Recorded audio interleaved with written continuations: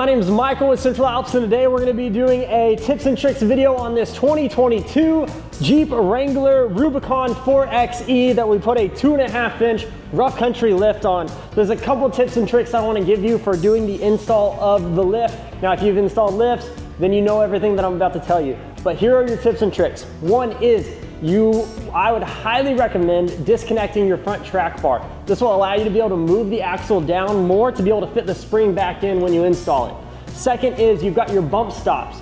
When you install your bump stops, your heart is going to want you to bolt it down as soon as you can. Wait until you slide the spring on with the bump stop before you put the bump stop on. Probably what you'll end up doing if you're not watching this video, you'll put the bump stop on, you'll try to fit the spring on, it won't be able to happen. You got to do the bump stop and the spring at the same time. The other thing that you should do is you should disconnect your electronics to the axle as well as the ABS. It's on the passenger side. Disconnect it from the lower control arm as well to allow the axle to move and not to put too much tension on the electrical components. The last tip that I have for you is you should have a heavy-duty ratchet strap. This will allow you to move the axle as needed when you reconnect your track bar. Otherwise, you'll find yourself trying to like kick it with your leg, or you'll put it on the ground. You can do this on the front. You can put it on the ground, turn the steering wheel, and the whole front of the Jeep will shift around.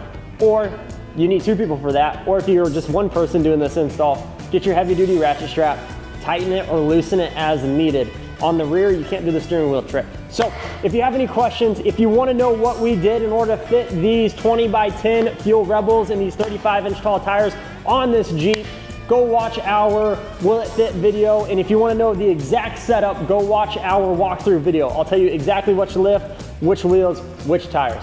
Again, my name is Michael with Central Alps. Thanks for watching, and I will hopefully see you soon.